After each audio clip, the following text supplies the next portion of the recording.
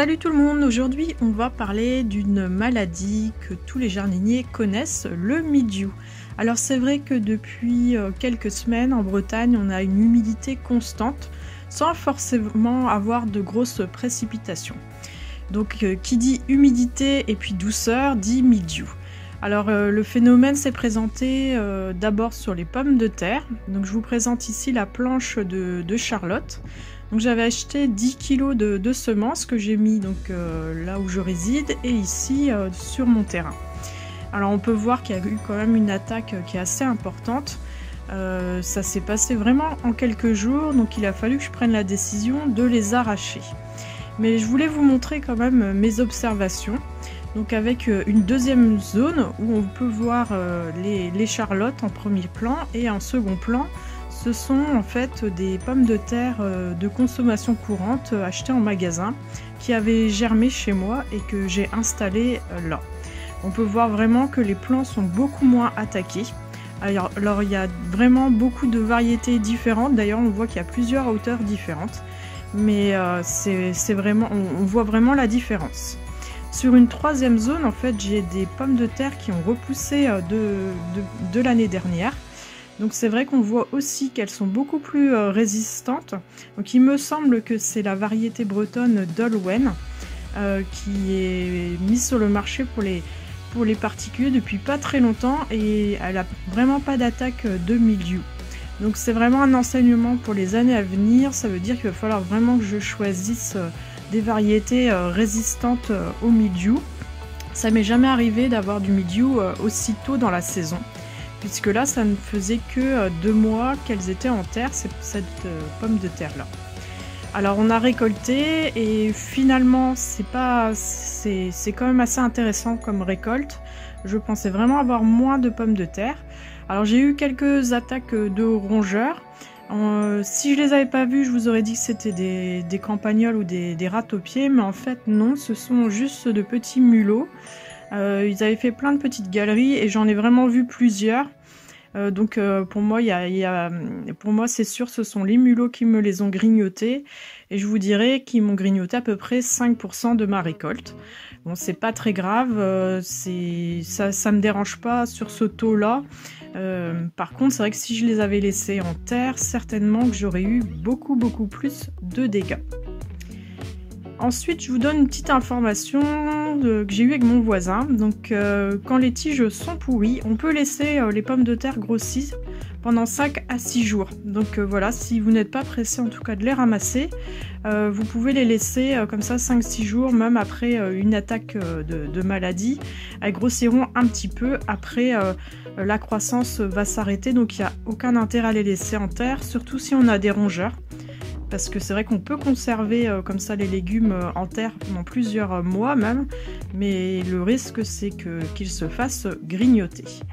Donc sur une planche de 10 mètres carrés, j'ai réussi à récolter un seau de 30 litres. Alors je ne l'ai pas pesé, j'ai pas pris le temps, mais je trouve quand même que c'est pas trop mal. Il y avait quand même des tubercules qui étaient assez gros.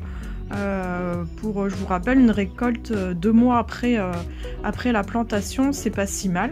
Donc je les laisse sécher au soleil et ensuite je les stockerai et les trierai à la maison avec une consommation d'abord des toutes petites pommes de terre que je fais rôtir et les plus grandes on va les consommer là sur le mois qui vient, puisqu'on est une famille de 5, donc je peux vous dire que les pommes de terre ça part vraiment très vite.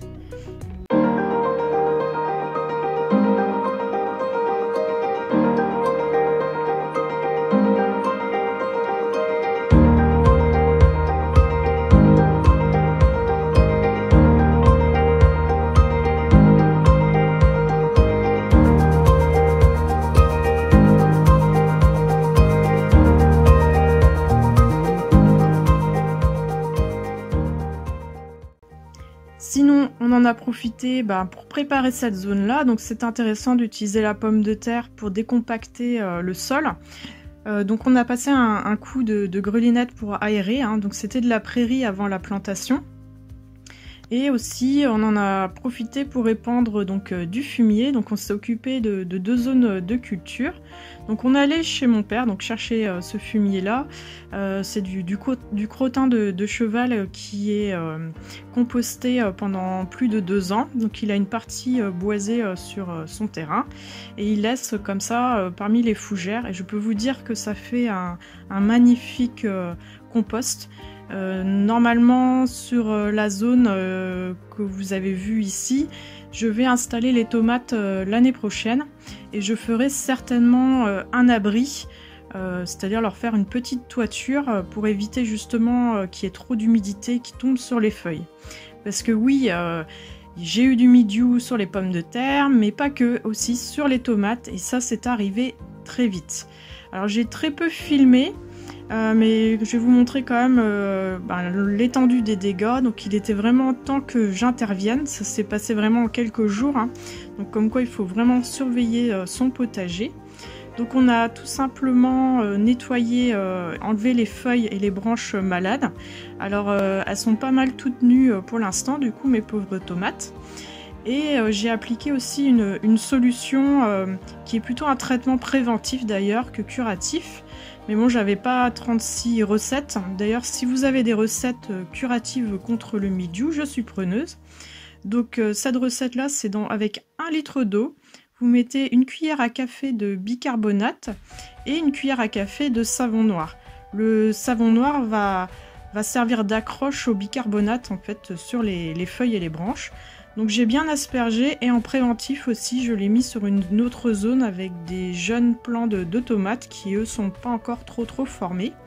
Donc j'espère quand même que j'aurai une récolte, hein. J'ai mis quand même une 50aine de plants. Donc c'est un peu dommage. Maintenant j'ai quand même pas mal de tomates en formation. Alors je n'ai arraché qu'un seul pied, où les tomates étaient vraiment touchées, hein, on peut le voir. Donc on verra bien ce que ça donne. Voilà pour les petites news de notre potager. Alors on fait quelques petites récoltes, je vous mets une petite photo. Ça y est, c'est parti. Alors je suis très en retard, il y a les courgettes qui vont pas tarder à arriver. Les haricots aussi, je pense que la récolte va être bien abondante. Ce sera l'occasion aussi pour moi de vous montrer comment je vais les conserver pour l'hiver. En attendant, je vous souhaite une belle journée et je vous souhaite bon jardinage à tous. Salut!